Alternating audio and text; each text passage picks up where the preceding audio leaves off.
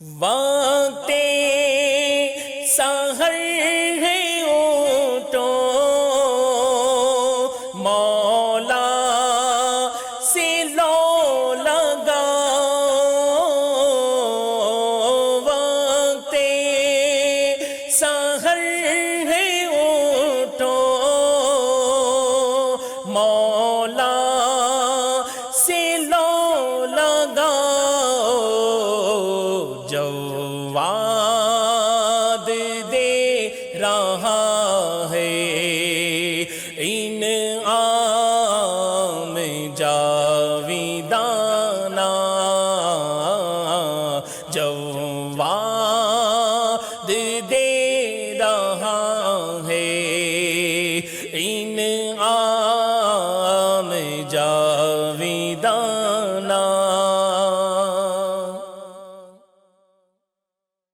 اعوذ باللہ من الشیطان الرجیم، بسم اللہ الرحمن الرحیم، الحمدللہ رب العالمین، والصلاة والسلام علی سید الانبیاء والمرسلین، جزا اللہ عنا سیدنا و مولانا محمدا ما ہوا اہل، لاکھوں کروڑ ہا کروڑ درود و سلام سرور کائنات فخر موجودات محمد مصطفیٰ احمد مجتبیٰ خاتم النبیین صلی اللہ تعالی علیہ وآلہ وسلم کی ذات پر انوار پر۔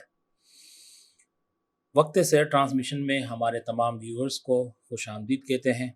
اللہ تبارک و تعالیٰ سے دعا ہے کہ وہ اپنے پیارے حبیب لبیب رؤوف الرحیم علیہ افضل الصلاۃ والتسلیم کے صدقے طفیل ہم مسلمانوں کے حال پر رحم فرمائیں اور مسلمانوں کا بول بالا فرمائیں۔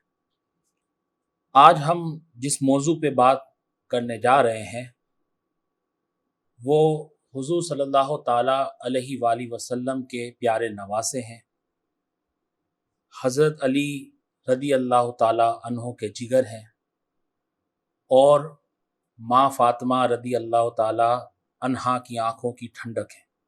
میری مراد امام حسن مجتبیٰ رضی اللہ تعالیٰ عنہ ہیں۔ آج اس موضوع پہ بات کرنے کے لیے ہمارے اسٹوڈیو میں ایک بار پھر بہت ہی پیاری شخصیت حضرت علامہ مولانا محمد شہزاد ترابی صاحب موجود ہیں۔ آپ ہمارے درمیان تشریف لائے ہوئے ہیں۔ السلام علیکم ورحمۃ اللہ وبرکاتہ۔ سید اعلیٰ حضرت نے فرمایا، ایک سینے تک مشابہ ایک وہاں سے پاؤں تک، حسن سبتین ان کے جاموں میں ہے نیما نور کا، صاف شکل پاک ہے دونوں کے ملنے سے آیا، خطے تو ام میں لکھا ہے یہ دو ورقہ نور کا۔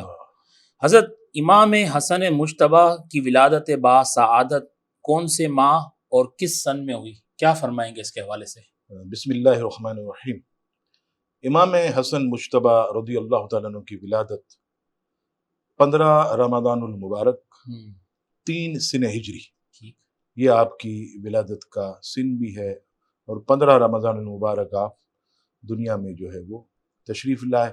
اس میں ایک چیز یہ ہے کہ جب بھی ہمارے یہاں نواسے پوتے وغیرہ کی ولادت ہوتی ہے تو آپ نے دیکھا ہوگا کہ اطلاع ملنے پر ہم ہاسپٹل پہنچتے ہیں، صحیح، نانا کہتے ہیں میرے نواسے کو دکھاؤ یا میری نواسی کو دکھاؤ، دادا ہوتے ہیں تو کہتے ہیں کہ میرے پوتے کو یا میری پوتی کو دکھاؤ۔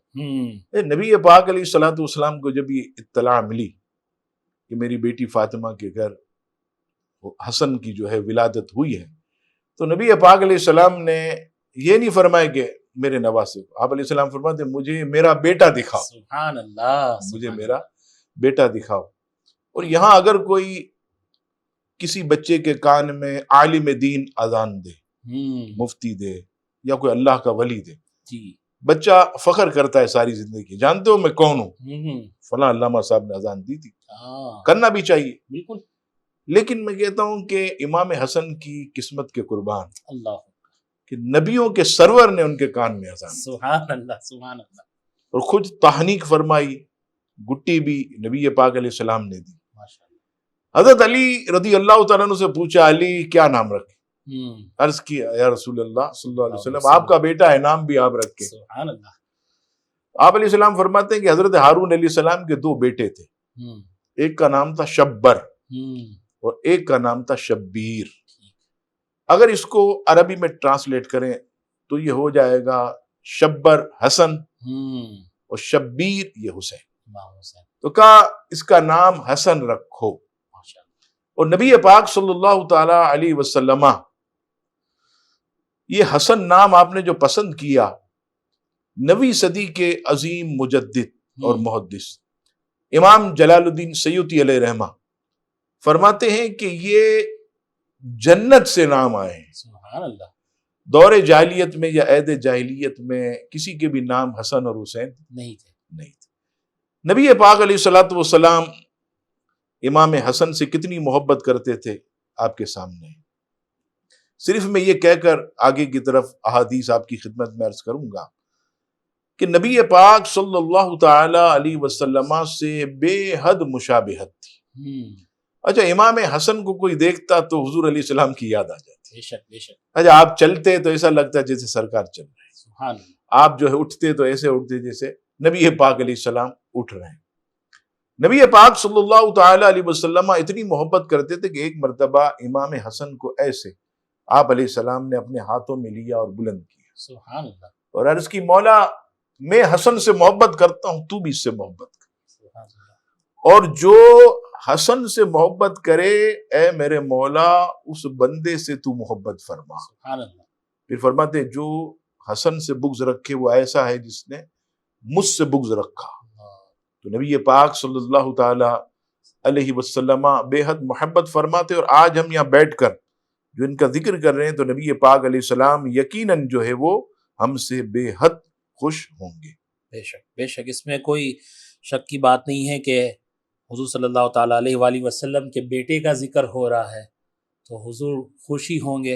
اور ہم حضور کی بارگاہ میں دعا کرتے ہیں کہ آپ کے بیٹے کا ذکر کر رہے ہیں، آپ اللہ کی بارگاہ میں ہماری مغفرت کی التجا کر دیں، آپ ہماری مغفرت کروا دیں، ہماری مغفرت ہو جائے گی یا رسول اللہ صلی اللہ علیہ وسلم.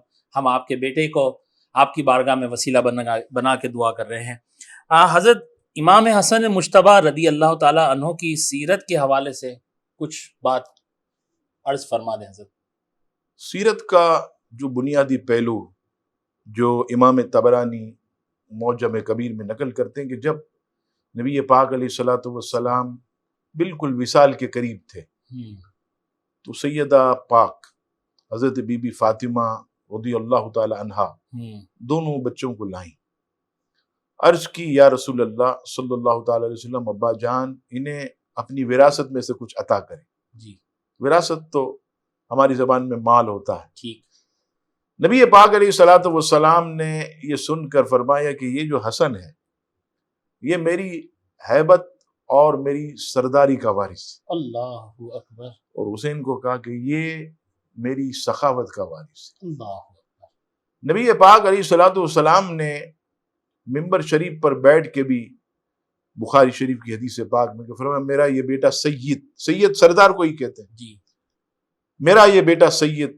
تو یہاں بھی پتہ چلا کہ اپنی سرداری اپنی ہیبت نبی پاک علیہ السلام نے امام حسن مجتبیٰ رضی اللہ تعالیٰ عنہ کو عطا کی. اور پھر نبی پاک صلی اللہ تعالی علیہ وسلم ایک مرتبہ دریائے رحمت جوش میں تھا تو آپ علیہ السلام فرماتے کہ میرا یہ بیٹا حسن یہ جنتی نوجوانوں کا سردار ہے. سبحان.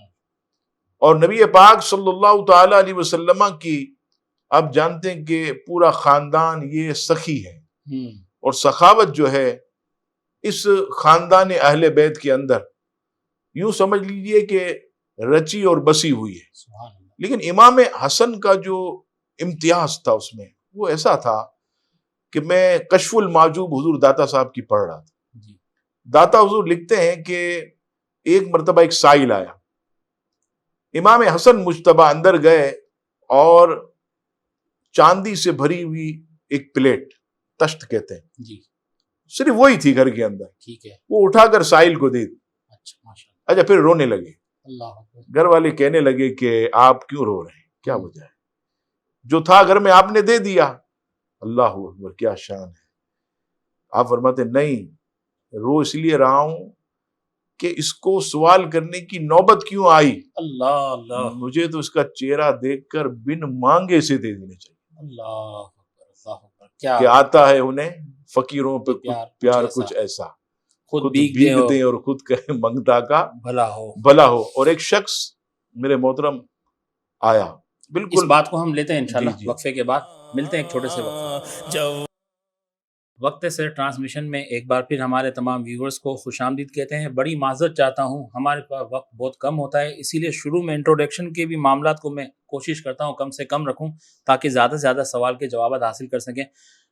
بڑی معذرت چاہتا ہوں حضرت، قطع کلامی اس وقت ہوئی، آپ وہیں سے بات کو کنٹینیو کریں کہ ایک شخص آپ کی بارگاہ میں. اچھا، آپ اپنے در دولت کے باہر بیٹھے تھے جی. بالکل خستہ کپڑے. اچھا. ایسا لگے جیسے بھوکھا آدمی کہیں سے مستحق چلا آ رہا. آ کر امام حسن رضی اللہ تعالیٰ عنہ کو کہنے لگا تو ایسا، تیرا باپ ایسا. اللہ اللہ اللہ.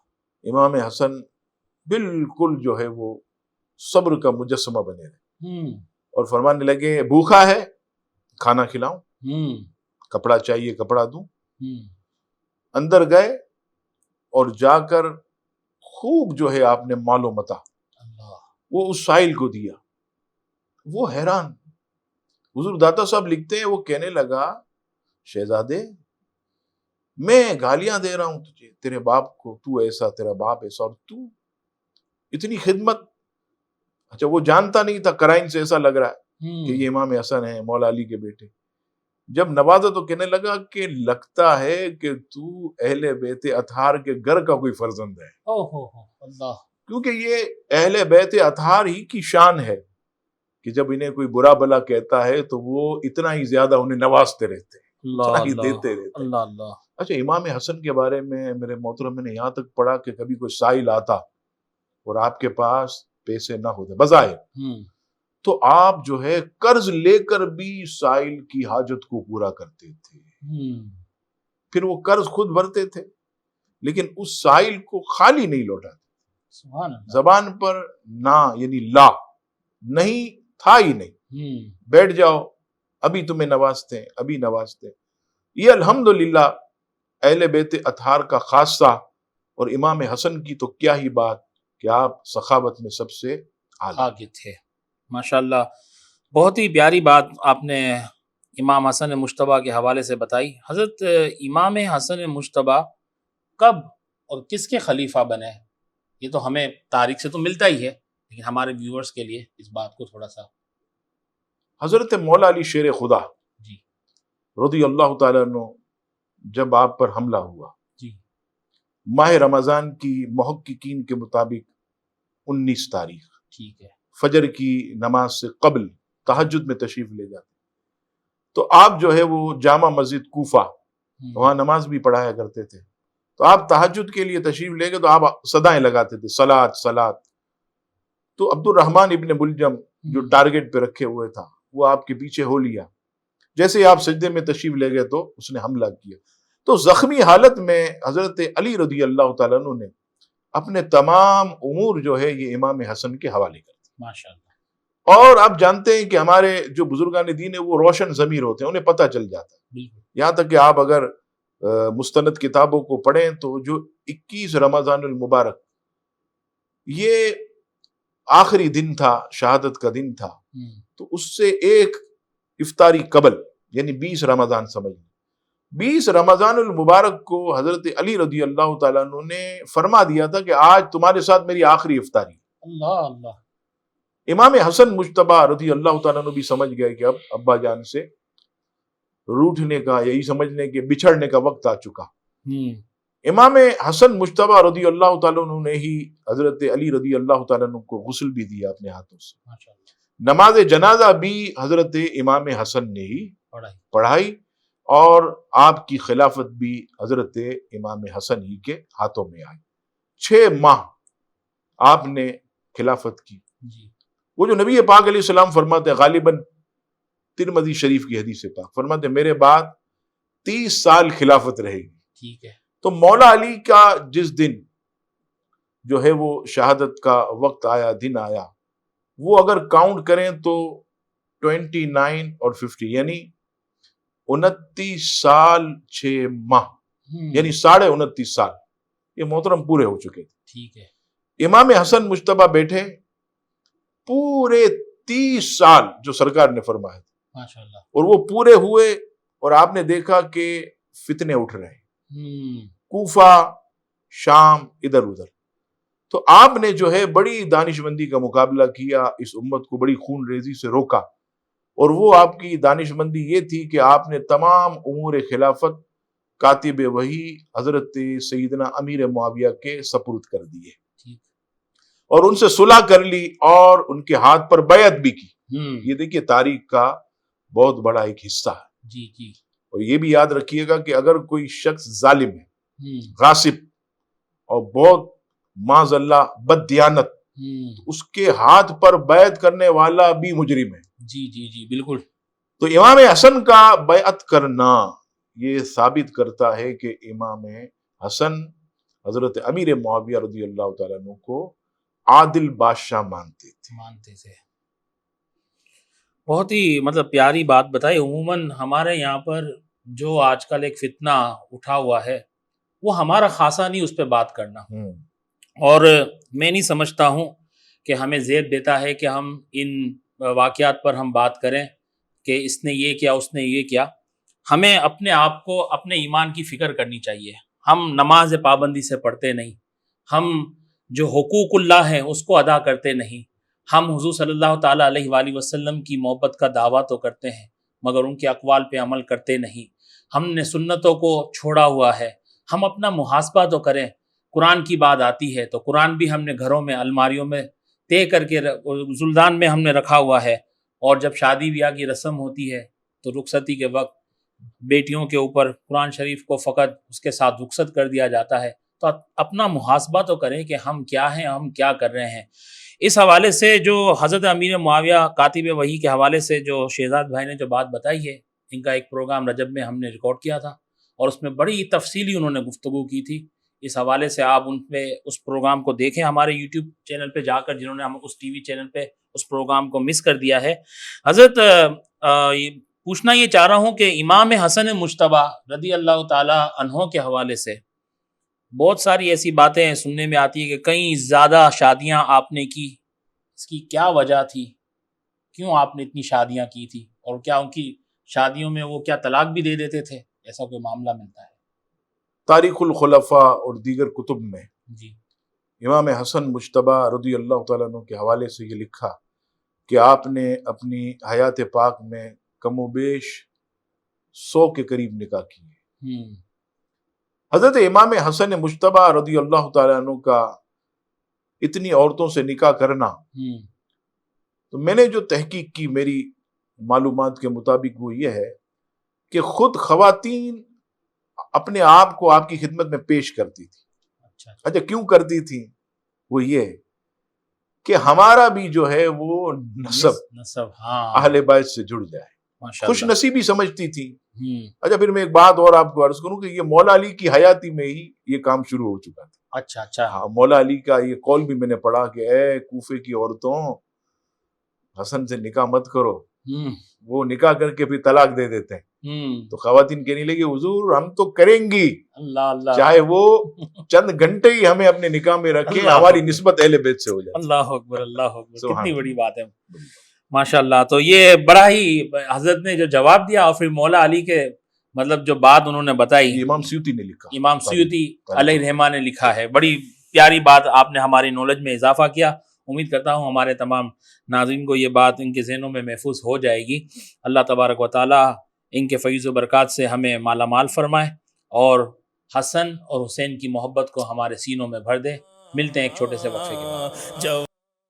وقت سے ٹرانسمیشن میں ہمارے تمام ویورز کو ایک بار پھر ہم خوش آمدید کہتے ہیں۔ حضرت سلسلہ قادریہ کے جو پیشوا ہیں، ہمارے پیر و مرشد سرکار غوث اعظم دستگیر، آپ حسن مجتبی کی اولاد سے ہیں، تو کن اولاد میں سے آپ کا سلسلہ تھا؟ وہ کون تھے؟ کیا فرماتے ہیں اس حوالے سے؟ یہ بھی ایک حیرت انگیز واقعہ جی کہ جب امام علی مقام کربلا کے میدان میں تشریف لائے، امام حسن کے سبھی بیٹے آپ کے ساتھ کربلا میں تھے ماشاءاللہ، اور یہ نیت کر کے آئے تھے کہ چچا جان ہم سب اپنے آپ کو آپ کے قدموں پر قربان کرتے ہیں۔ سبحان اللہ۔ حضرت حسن مثنی رضی اللہ تعالیٰ، یہ امام علی مقام امام حسن مجتبی ان کے بیٹے، ٹھیک ہے۔ جب یزیدی فوج سے آپ کی جنگ ہوئی تو یزیدی نے ایک جو ہے وہ تلوار کا وار ایسا کیا حضرت حسن مثنیٰ پر، ٹھیک ہے، کہ آپ اپنی سواری سے زخمی ہو کر زمین پہ تشریف لے آئے، ٹھیک ہے، اور زمین پر جیسے ہی تشریف لائے آپ بے ہوش ہو گئے۔ اچھا، یزیدی یہ سمجھے کہ آپ جام شہادت نوش کر چکے، ٹھیک ہے، ہوش بھی نہ آیا، آپ کا مبارک جسم زمین پر ایسے ہی رکھا رہا۔ پھر یہ ہوا کہ جب کربلا کا واقعہ مکمل ہو گیا، پھر اس کے بعد شام کو یزیدی سب وہاں سے روانہ ہو گئے۔ جب سارے کے سارے یزیدیوں کو گڑھا کھود کر ان کے لوگوں نے قبر میں ڈالا، تو یہ کربلا کے جتنے شہزادے تھے ان کے مبارک جسم کو انہوں نے چھوڑ دیا تھا۔ رات میں یا دوسرے دن جب حضرت امام حسن مثنیٰ بیدار ہوئے زخمی حالت میں، تو آپ اٹھے، آپ نے اپنا علاج کروایا، مدینے گئے، اور آپ نے پھر نکاح بھی کیا، ماشاءاللہ، طبیعت بھی اچھی ہو گئی، صحت یاب ہو گئے، اور آپ ہی کی اولاد میں سے اللہ تبارک و تعالیٰ نے ہمارے مرشد حضرت غوث الورا کو پیدا فرمایا۔ سبحان اللہ، سبحان اللہ، بہت ہی پیاری بات بتائی۔ یہ بھی ہماری نالج میں اضافہ ہوا، اور یہ بات بھی یقیناً بہت ہی کم لوگوں کو پتہ ہوگی۔ حضرت امام حسن مجتبیٰ کا کاتب وحی رضی اللہ تعالیٰ عنہ سے جب آپ کے سارے معاملات ہو گئے، تو اس کے بعد دور خلافت جب آپ کا ختم ہوا، تو آپ کے تعلقات حضرت امیر معاویہ سے کیسے تھے؟ اس پہ لوگ بہت ساری ایسی باتیں کرتے ہیں، تو آپ کا رویہ ان کے ساتھ کیسا تھا، کاتب وحی کے ساتھ، جب وہ دور خلافت میں اپنی خلافت کے مسند پہ وہ بیٹھے؟ کیا فرمائیں گے اس حوالے سے؟ حضرت امام حسن مجتبیٰ نے 41 ہجری جی 41 ہجری میں تمام امور خلافت حضرت امیر معاویہ کے سپرد کر دی، ٹھیک، اور صلح کر لی، بیعت کر لی۔ اچھا، یوں حضور علیہ السلام کا ایک معجزہ ظاہر ہوا، ٹھیک ہے، جو سرکار فرماتے تھے بخاری کی حدیث پاک، میرا بیٹا یہ سید مسلمانوں کے 2 بڑے گروہ میں صلح کروائے گا۔ سبحان اللہ۔ اچھا، یہ نہیں کہا حق اور باطل میں، 2 گروہ میں، کس کی زبان ہے؟ حضور صلی اللہ تعالیٰ علیہ وآلہ وسلم، مسلمانوں کی 2 بڑی جماعتوں یعنی گروہ صلح کرائے گا۔ امام حسن نے صلح کروائی، حضور کا معجزہ ظاہر ہو گیا۔ اچھا، پھر اس کے بعد حضرت امیر معاویہ رضی اللہ تعالیٰ عنہ اتنی محبت کرتے تھے شاہد بھائی، کہ میں نے جو ہے سوائے مورکہ، ابن کثیر، البدایہ والنہایہ سب میں پڑھا کہ جب امام حسن اور امام حسین شام جاتے اور حضرت امیر معاویہ سے ملاقات ہوتی تو آپ دیکھتے ہی اپنے تخت پر کھڑے ہو جاتے اللہ، اور نعرہ لگاتے، مرحباً مرحباً، سبحان خوش آمدید اے رسول اللہ کے بیٹے، اللہ، خوش آمدید اے رسول اللہ کے بیٹے، اور ایسے سینے سے لگاتے۔ اور شاہد بھائی، آپ مجھے اگر اچھے نہیں لگتے نا، آپ اگر بد دیانت ہیں، آپ کا میں 1 روپیہ بھی نہیں لوں گا۔ بالکل۔ حضرت امیر معاویہ خادم کو کہتے جاؤ 1 لاکھ جو ہے تم درہم لاؤ، وہ تھیلیاں پیش کرتے، حضرت امام حسن کو 1 لاکھ دیتے، امام حسین کو 1 لاکھ دیتے، دونوں قبول بھی کرتے۔ سبحان اللہ۔ اب دیکھیے یہاں پر یہ بھی ظاہر ہو گیا کہ اگر وہ صحیح نہیں تھے تو ان کا مال بھی صحیح نہیں تھا، تو اس سے پتہ چلا حسنین کا نذرانے قبول کرنا۔ اور میں آپ کو یہاں ایک اور بات عرض کروں، آپ البدایہ والنہایہ علامہ ابن کثیر جی 2 جلد، برے صغیر کی علمی روحانی شخصیت حضور داتا صاحب کشف الماجود، سوائے مورکہ امام ابن حجر رحمت اللہ، تینوں کو پڑھیے۔ تینوں لکھتے ہیں کہ امام حسن اور امام حسن کو حضرت امیر معاویہ نے اپنی آنکھ بند ہونے تک جتنا نذرانہ دیا اس کی تعداد کروڑوں روپیہ ہے۔ اللہ اکبر۔ اور ایک میں آپ کو امام سیوطی کی روایت، جو امام ابن ابی دنیا جو اپنے وقت کے بہت بڑے محدث، انہوں نے اس کتاب میں لکھا، امام سیوطی اپنی کتاب میں، کہ ایک وقت آیا امام حسن قرضے میں ڈوب گئے، کیونکہ بانٹتے ہی رہتے تھے۔ جی ہاں۔ اچھا، وہاں حضرت امیر معاویہ سے ان کو نذرانہ نہیں آ رہا، جی، اب پریشان، رات سوئے تو سرکار خواب میں ہے۔